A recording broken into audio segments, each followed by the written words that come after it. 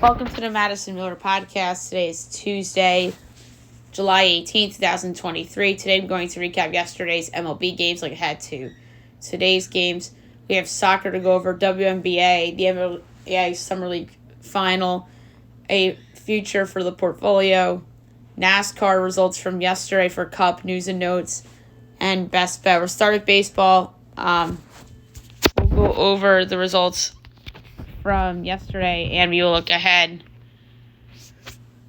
to today's slate. Dodgers over the O's 6-4, so the Orioles' 8-game winning streak is over. Guardians over the Pirates 11-0. Giants Reds was 2-2 suspended. Will resume at 5:40 Eastern today.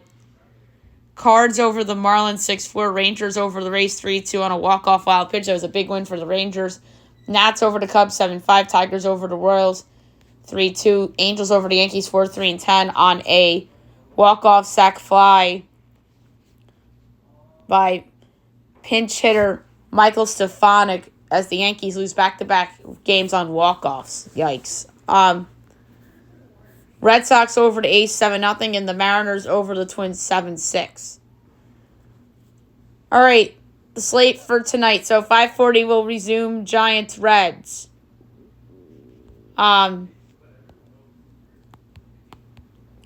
So, we don't know, who will, in theory, pitch in that game or what. The lineups will stay the same. But, yeah, I don't like suspended games, but sometimes you gotta do what you gotta do. 6:30, Brewers, Phillies. Big series for both teams, Leo Tehran and Aaron Nola. So, that's a pretty big one for two teams competing in pennant races. Phillies minus 210, Brewers plus 176, over under 9.5, overs minus 104, unders minus 118. Brewers plus 1.5 is minus 118, Phillies minus 1.5 is minus 102. The Phillies are pretty big favorites, and they're relying on Aaron Nola, who's been disappointing all season, to come through. But my pick here is going to be full game under 9.5 at minus 118. 7 o'clock, TBS, Dodgers, O's, Michael Grove, Tyler Wells. Great game. I'm kind of happy this is the game on TNT. O's are minus 124, Dodgers plus 106, over under 9.5, overs minus 112, unders minus 108. Dodgers plus 1.5 is minus 184, O's minus 1.5 is plus 152. Alrighty, so Tyler Wells has been really good for Baltimore this year. Baltimore's a team I would throw in a money line parlay. I think the O's offense will be better. I'm going over 5 runs for the O's at plus 102 against the Dodgers. Guardians, Pirates, Logan Allen, and Mitch Keller. Pick 'em, minus 185, over under 8.5. Overs minus 114, unders minus 106. Guardians minus 1.5 is plus 146. Pirates plus 1.5 is minus 178. So the Guardians are favored on the run line. And the money line is a pick 'em. But the game, I'm going to go full game under. Padres, Blue Jays, that's an interesting series. Joe Musgrove and Alek Manoah. Padres minus 116, Blue Jays minus 102, over under 9.5. Overs minus 112, unders minus 108. Padres minus 1.5 is plus 138. Jays plus 1.5 is minus 166. I'm going with the Padres minus 116 on the road as a favorite. White Sox, Mets, Lucas Giolito, Carlos Carrasco. If the Mets are going to make things interesting, they got to start winning now. Mets minus 120, White Sox plus 102, over under 9, overs minus 112, unders minus 108. Sox plus 1.5 is minus 192. Mets minus 1.5 is plus 158. Lucas Giolito's in trade rumors. That's not great. I'm going full game over. Giants, Reds, Anthony DeSclafani, Luke Weaver. Giants minus 134, Reds plus 114, over under 10.5, overs minus 122, unders even money. Giants minus 1.5 is plus 114, Reds plus 1.5 is minus 137. So this is another big game, big series. My pick for this one, I'm going to go with over 5.5 Giants runs, minus 150. Luke Weaver's been terrible this year so far. D-backs, Braves. Another good series. Zach Davies and Bryce Edler. Braves minus 225. D-backs plus 188. Over under 10.5. Overs minus 202. Unders minus 120. D-backs plus 1.5 is minus 102. Braves minus 1.5 is minus 118. The Braves lost a couple games to the White Sox. Not great, but they can get away with it a little bit as long as there's no injuries because of how big of a lead they have in their own division. But because of how good Bryce Edler's been this year, I'm going under 4 Diamondbacks runs at minus 111. 7:45, Marlins Cardinals. Edward Cabrera, Jordan Montgomery. Could this be Montgomery's last start as a Cardinal? Maybe. Cards minus 162, Marlins plus 136, over under 8, overs minus 114, others minus 106. Miami plus 1.5 is minus 152, Cards minus 1.5 is plus 126. That's a hard one. I'm going to go with the Marlins at plus 136. I think the Cardinals are getting too much favoritism in the betting market despite their poor record. 8 o'clock, you have the Rays at the Rangers. Taj Bradley and Nate Eovaldi.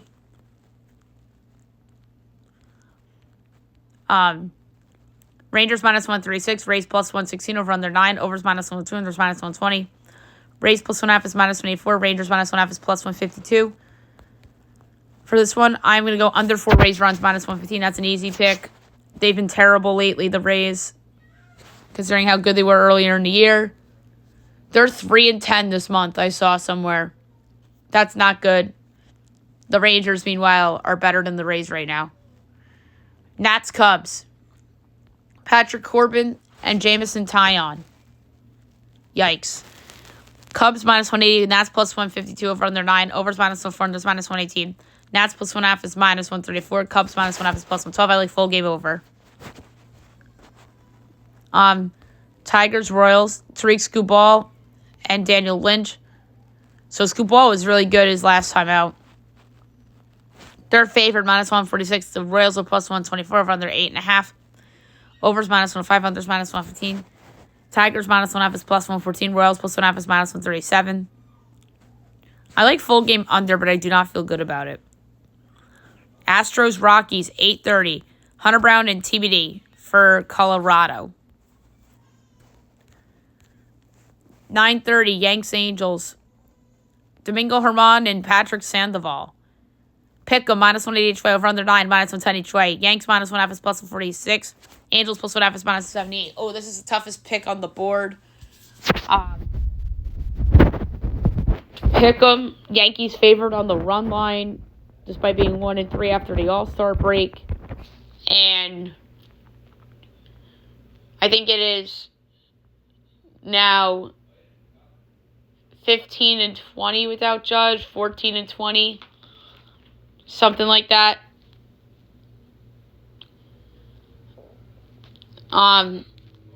So yeah, this is a very hard one. But I'm going to go full game under. Red Sox, A's. TBD, Luis Medina going for Oakland. And then Twins, Mariners, last but not least. Bailey Ober, Brian Wu.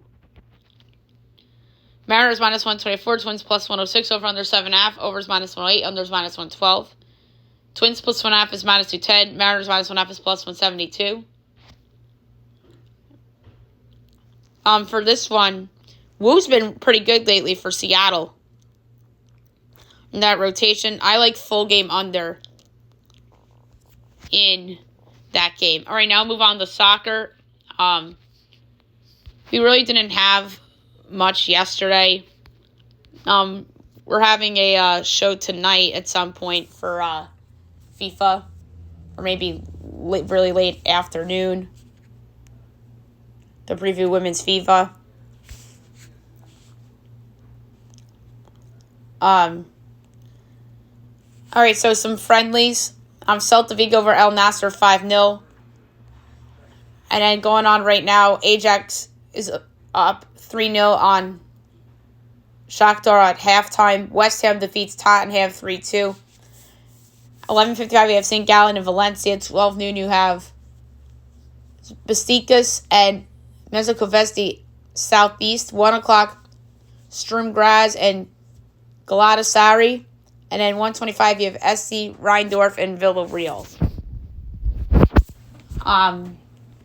I'm quickly going to check to see if there was any 19U or 21U for Euro. We have women's friendlies we got to talk about for today. So nothing important other than the club friendly game yesterday. So women's friendlies today we have at noon. You have Finland and Scotland. I'm gonna pull up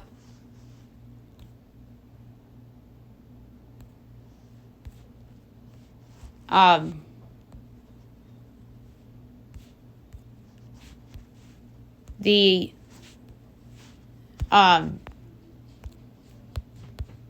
soccer odds real quick. So women's friendlies. Let's see if they're up. Yes. Scotland's plus 120, Finland's plus 190, draw plus 240. I'm going Scotland plus 120.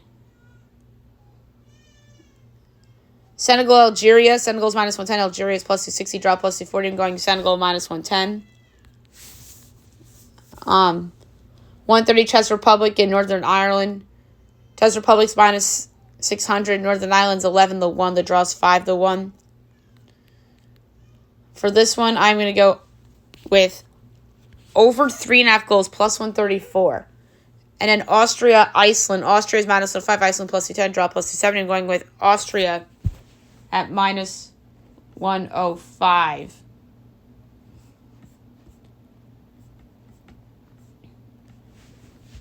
UEFA qualifying.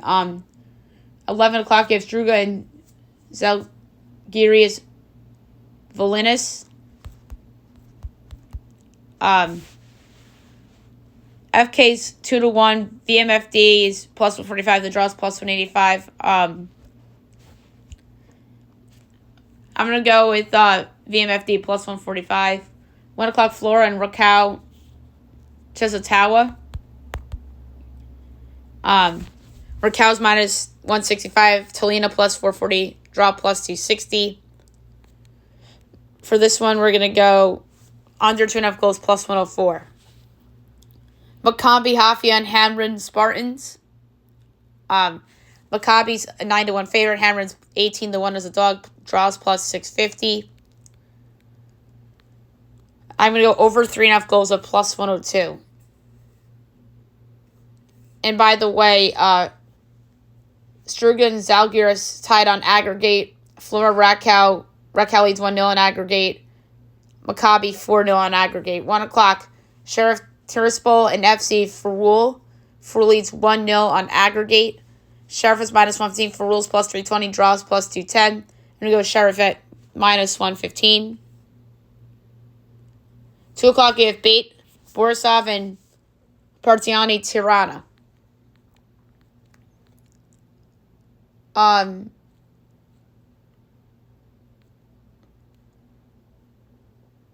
Yeah, I don't see that one up here. The New Saints and BK Hacken. Hacken leads 3-1 on aggregate. That line is posted. Hacken's minus 170. New Saints 370. Draws 310. For this one, we're going to go under 2.5 goals at plus 118. Zerjinski, Mostar, and Benance. That one is not posted. Mostar leads 1-0 on aggregate. Oh, wait, no, it is up there. Never mind. Zernski's minus 200. Rardu's 550. Draws 270. For this one, we're going to go over 2.5 goals at plus 104. 315, Brdalbik and Shamrock Rovers.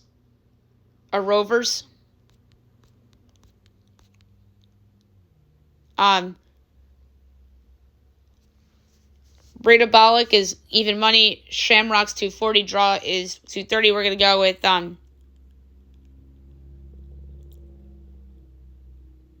Breda Balak at even money.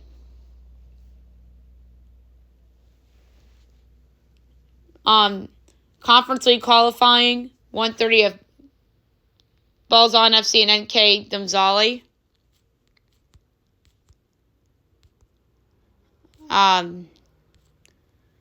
Domzali's plus 105, Balzan's plus 220, draw plus 280. We're going to go with Domzali at plus 105. USL League 1, you have 7:30 tonight, Knoxville and Omaha.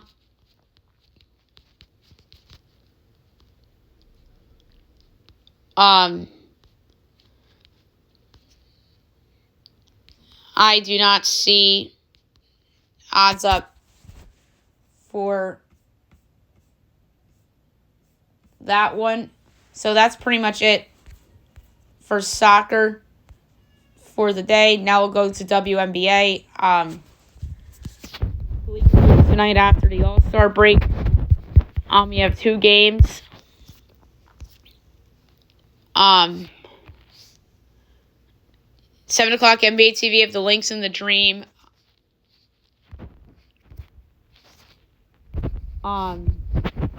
The Dream are giving 5.5, totals 170.5. I like the under. That's a high total.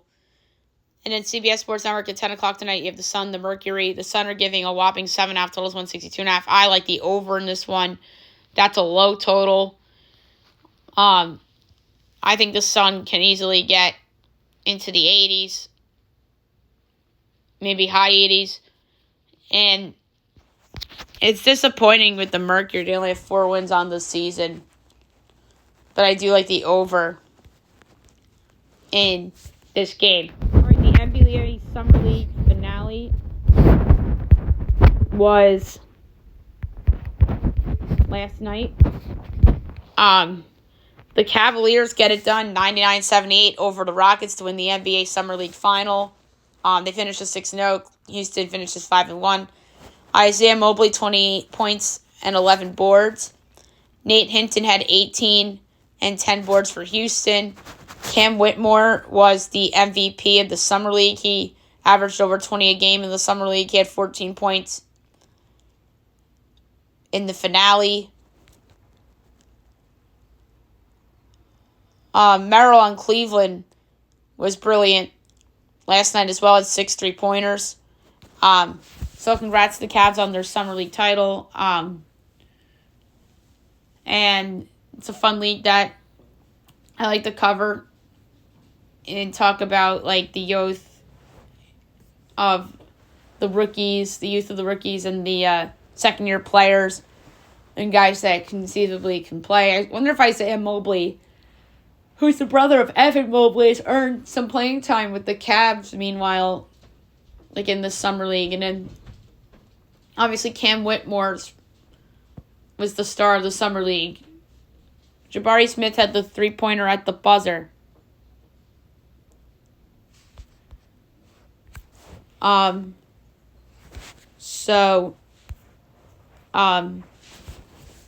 There you have it for Summer League. All right, now I'm going to do portfolio. I love doing the portfolio every Tuesday. You pick a future. And keep it in the good old portfolio. So best bet yesterday, while we're on the subject of bets, did win. I had the under in the Ranger Ray game. And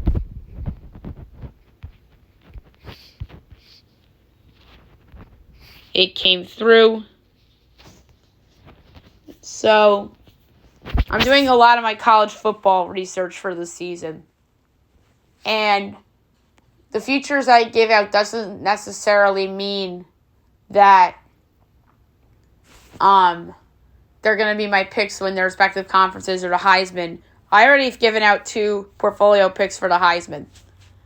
There's a Big 12 future that I'm strongly considering. Just want to make sure the conference odds are up. Yes, they are. There is one team in the Big 12 that is very veteran-laden. They bring back a lot of players. They have a lot of seniors this year. And they have a good running back combo, a proven quarterback, a really good offensive line. So, this team is 5-1 to win the Big 12. And I really think that there is some value there a little.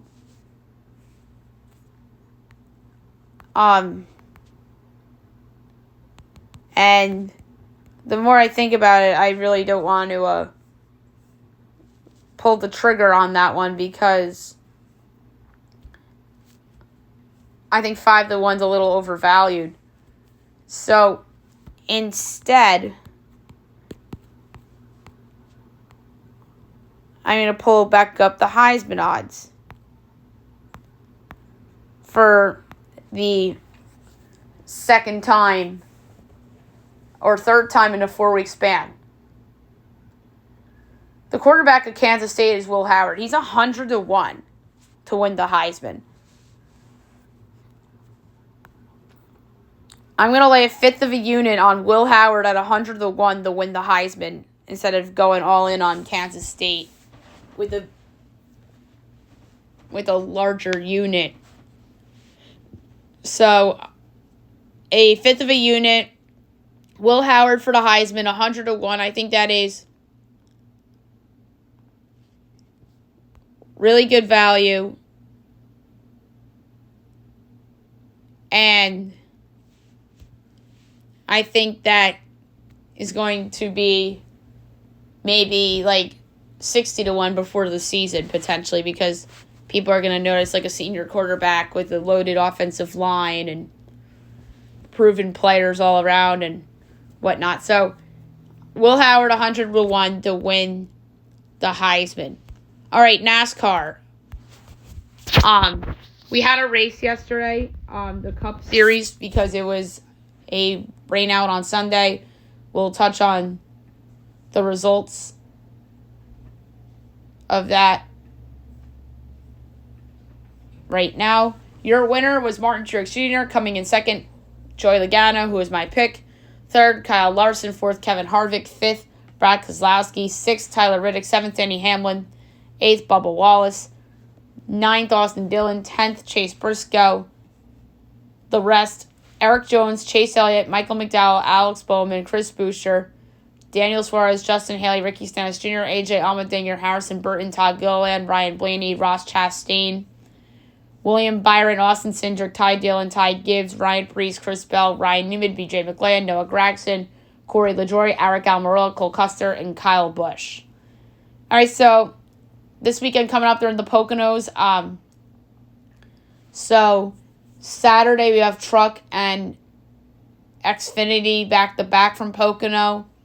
And then on Sunday afternoon, we have the Cup Series from Pocono. Okay, now we'll move on to news and notes for today. There's a lot to talk about.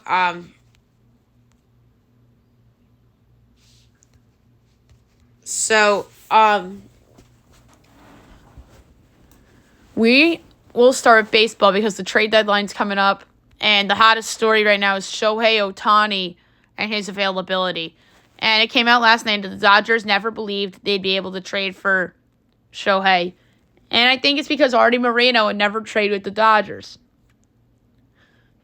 I mean, they just don't like trading with their in-state, in-city rivals. Like, there's a reason the Mets and the Yankees don't trade together. There's a reason you don't see the Cubs and the White Sox trade together, although they did the Quintana deal years ago. And,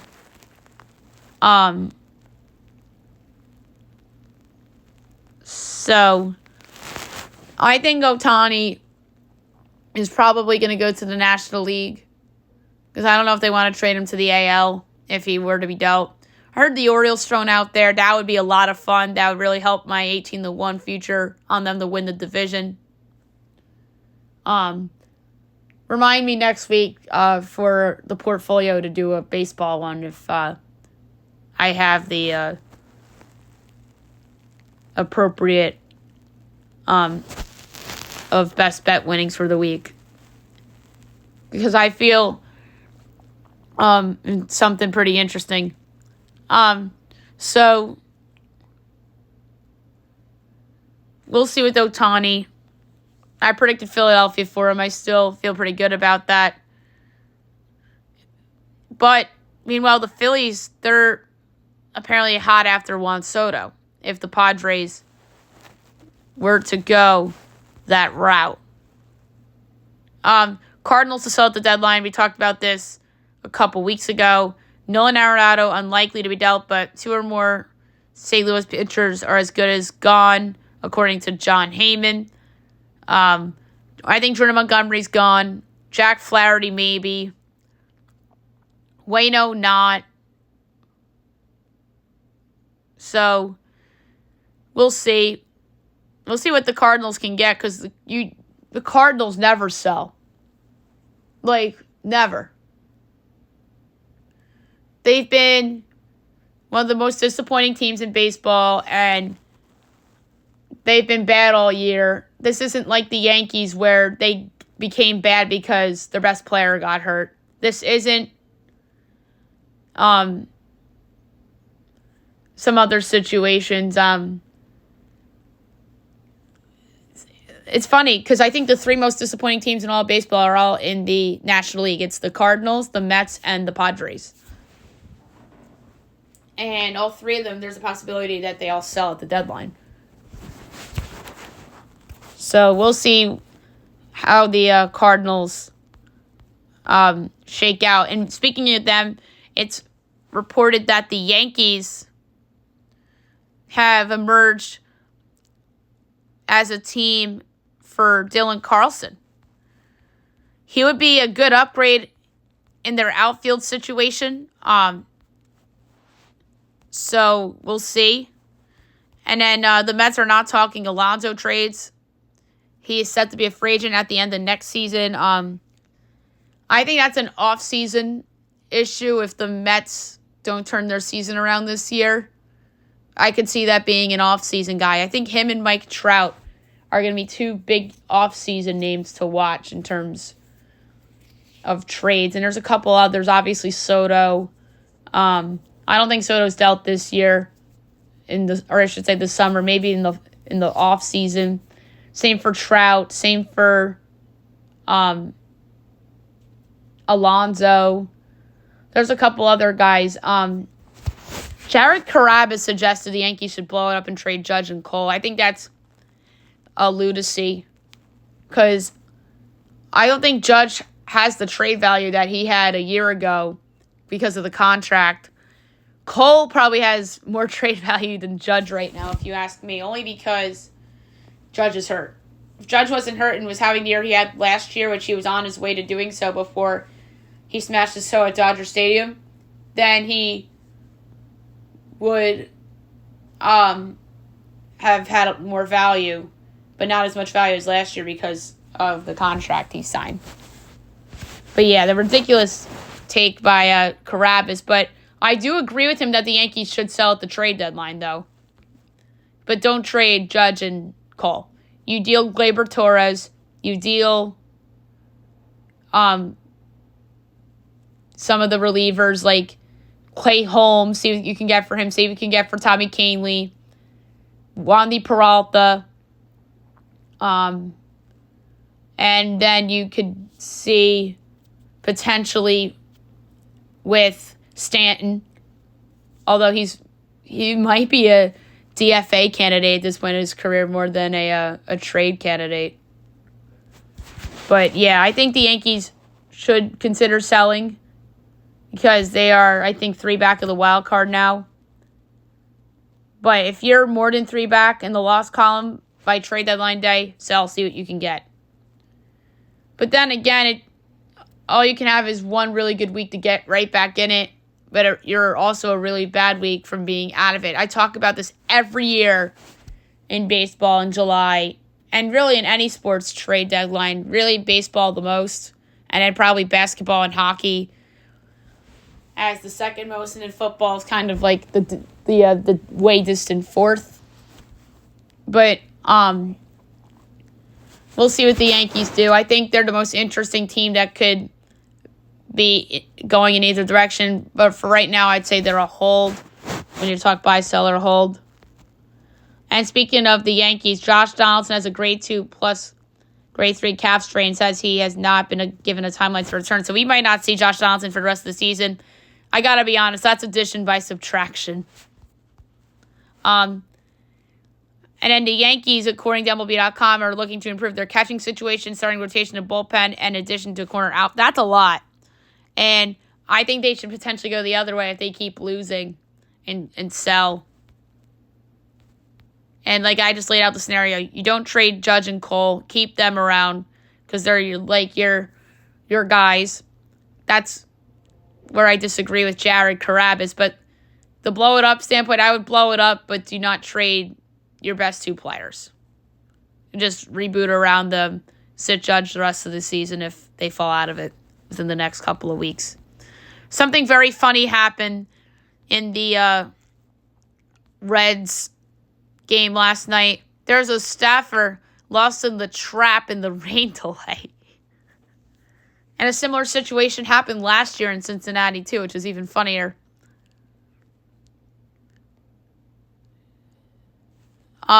Jeff Passan reports that he fractured his vertebrae after a tree limb fell on him and says he will recover. That stinks for Jeff Passan. Hope he gets well soon. But he tweeted it out like it was a baseball injury, which was kind of appropriate for Passan to do. Football. So Saquon Barkley, Josh Jacobs, and Tony Pollard did not get deals done.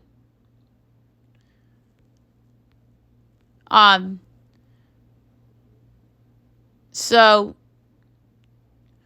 Saquon Barkley tweeted, "It is what it is," and then Jordan Schultz reported that Barkley will miss the start of training camp after not getting an extension. That's not surprising. But Saquon, the Giants were only $1 to $2 million off.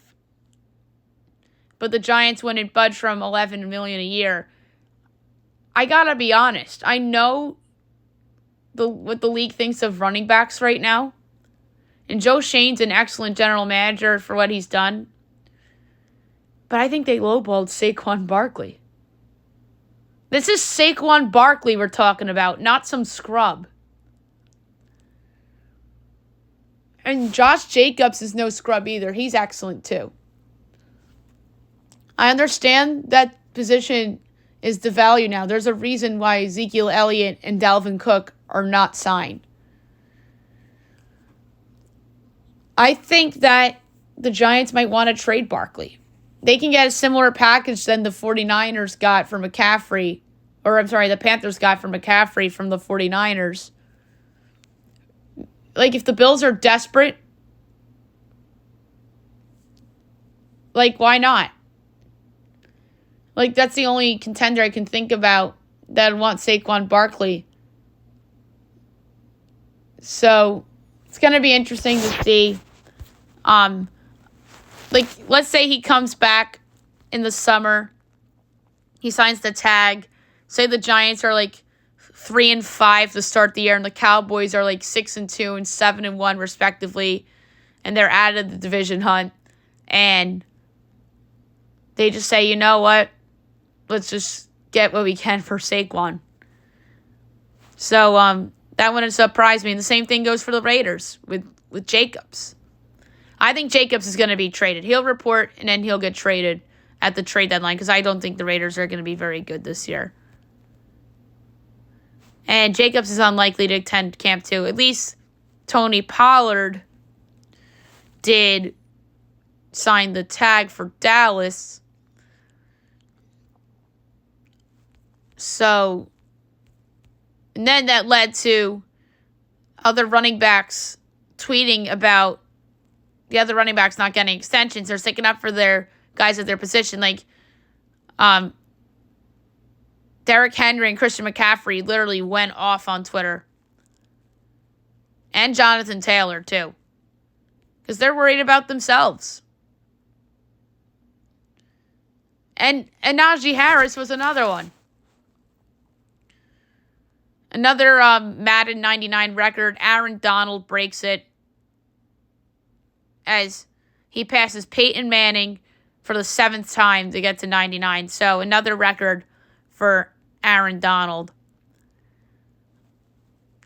Cristiano Ronaldo will not play in Europe again, as he's 100% sure he won't return to a European club, and says Saudi Pro League is better than MLS. Oof. Stephen Curry says he has something to shoot for now after Sabrina Ionescu set NBA and WNBA three-point contest record. Steph Curry is actually going to be on live with Kelly and Mark in a couple of minutes, so hopefully I get this segment done before Steph pops on, because I'm excited for that. There was a fan, an elderly woman, that had a LaMelo Ball birthday cake. That's funny. Joel Embiid made some quote about his future after the whole Harden thing went to crap. And Harden and Daryl Morey's relationship went to crap, as obviously he wants to go to the Clippers, Harden. But Embiid wants to go the Kobe route. The Sixers organization believes that Embiid wants to spend a career with one team like Kobe, not force exit anytime soon. So we'll see. The Sixers, I don't think, are really necessarily right about Joel wanting to be Kobe in terms of playing with one team his whole life. We have a Kobe in the league right now that's going to play with his whole team, with one team for his whole career. That's Stephen Curry. That's who's going to be the Kobe Bryant of this generation and the Tim Duncan of this generation. And Dylan Brooks met with the Lakers as there was no smooth pathway for the Lakers to get a deal done. I think the Lakers dodged a bullet on that one. I don't like Dylan Brooks personally. I think he's a little overrated and he isn't the best person off the court. So I think the Lakers might have dodged a bullet there. I really like everything the Lakers did, so I'm kind of don't mind them passing on Dylan Brooks. All right, last but not least, my best bet of the day brought to you by FanDuel. I am going to put a quarter unit on something that jumped out at me.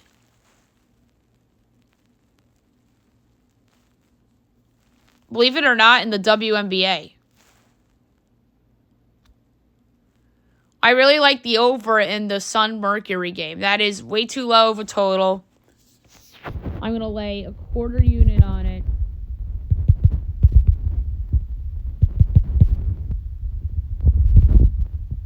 For over 162.5 between the Sun and the Mercury for my best bet of the day. All right, so that's it for the show. I'll be back tomorrow recapping everything and looking ahead to everything for tomorrow. And then we have the Open to pick tomorrow as well. So that should be a lot of fun. Hope you guys have a great day, everyone.